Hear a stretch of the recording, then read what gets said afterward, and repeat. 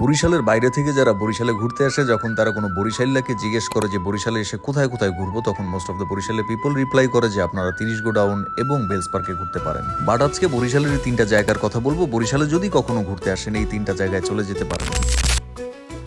তো সাম্প্রতিক সময় তালতলিতে একটা দারুণ ফটোজেনিক রেস্টুরেন্ট চলে এসেছে, যেখানে আপনি চাইলে মন খুলে ছবি তুলতে পারবেন। তালতলির ভাঙার পারে অনেকগুলো রেস্টুরেন্ট হলেও সবগুলো রেস্টুরেন্ট কিন্তু ফটোজেনিক নয়। সবগুলো রেস্টুরেন্টে আপনি চাইলেই মন মতো সুন্দর সুন্দর ছবি তুলতে পারবেন না। বাট এই রেস্টুরেন্টের মধ্যে একটা বাঙালিয়ানা ব্যাপার আছে এবং ছবির আউটপুট এক কথায় অসাধারণ আসবে। আর তালতলি যাওয়ার ব্যাপারে অনেকেই কনফিউজ থাকেন কিভাবে যাবেন। সোজা বুদ্ধি হচ্ছে, আপনি বরিশালের যেখানেই বসবাস করেন না কেন, আপনাকে আসতে হবে জেলখানার মোড়ে, এবং জেলখানার মোড় থেকে আপনি অটো নিয়ে তালতলি ভাঙার পারে চলে যাবেন। এই রেস্টুরেন্ট হচ্ছে বেশ কালারফুল এবং দেখতেও অনেক জোস। আর ওনাদের সব থেকে ভালো লেগেছে আমার কাছে এই জাপানিজ স্টাইলে বসার সেট আপটা।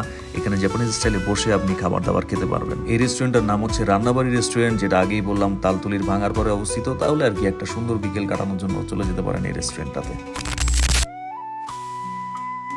আপনি কি জানেন বরিশালে রয়েছে একটি চমৎকার জাদুঘর, এবং যার প্রত্যেকটি কোনায় কোনায় মিশে আছে বরিশালের ইতিহাস এবং ঐতিহ্য। না জেনে থাকলেও সমস্যা নেই, আজকের এই ভিডিওর মাধ্যমে আমি আপনাদেরকে ভার্চুয়ালি ঘুরিয়ে নিয়ে আসবো বরিশালের সেই বিভাগীয় জাদুঘর থেকে। বলছিলাম বরিশালের বিভাগীয় জাদুঘরের কথা, যেখানে আপনি মাত্র 10 টাকা টিকিটের বিনিময়ে ঢুকতে পারবেন। এই জাদুঘরটি সন্ধ্যা 6টা অবধি খোলা থাকে এবং শুধুমাত্র রবিবার সাপ্তাহিক ছুটি থাকে। এবারে যে কোনো দিন আপনি চাইলেই এখানে যেতে পারবেন, এবং এই জাদুঘরের প্রত্যেকটা কোণা এত বেশি সুন্দর যে প্রত্যেকটা জায়গায় আপনি খুব সুন্দর সুন্দর ছবি তুলতে পারবেন। 2015 সালে উদ্বোধন হওয়া এই জাদুঘরটির মূল উদ্দেশ্য হচ্ছে বৃহত্তর বরিশালের প্রত্যেকটি ইতিহাস সংস্কৃতি সংরক্ষণ করা এবং প্রদর্শন করা। জাদুঘরটির 2য় তলায় মোট 9টি গ্যালারিতে বরিশালের এই সকল প্রত্নতাত্ত্বিক নিদর্শন সংরক্ষণ করা রয়েছে, বরিশালকে আরো বিস্তরভাবে জানার জন্য। জাদুঘরের ইনডোর গ্যালারিগুলোতে ছবি তোলা এবং ভিডিও করা সম্পূর্ণ নিষেধ থাকে। আমি সেগুলো ভিডিওতে ডিটেলস দেখাতে পারছি না, তবে করিডোরগুলো এবং বারান্দাগুলোতে আপনি চাইলে ইচ্ছা মতো ছবি তুলতে পারবেন, ভিডিও করতে পারবেন।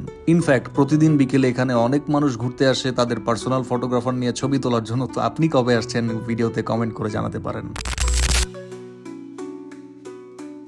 মাত্র 1200 টাকায় যদি আপনি ফ্রেন্ডদের সাথে 2 দিন 1 রাত ক্যাম্পিং করতে চান, ন্যাচারাল বিউটি এনজয় করতে চান এবং বরিশালের এই বিশেষ জায়গাটা সম্পর্কে জানতে চান, তাহলে এই ভিডিওটা আপনার জন্য। বলছিলাম বরগুনার শুভসন্ধ্যা সি বিচের কথা, যেখানে আসলে আপনি সূর্যোদয় এবং সূর্যাস্ত উভয়ই দেখতে পারবেন। এবং এই জায়গাটা হচ্ছে নদী এবং সমুদ্রের মোহনা। যেহেতু জায়গাটা সম্পর্কে খুব বেশি মানুষ জানে না, তাই জায়গাটার র ন্যাচারাল বিউটিটা এখনো অসাধারণ।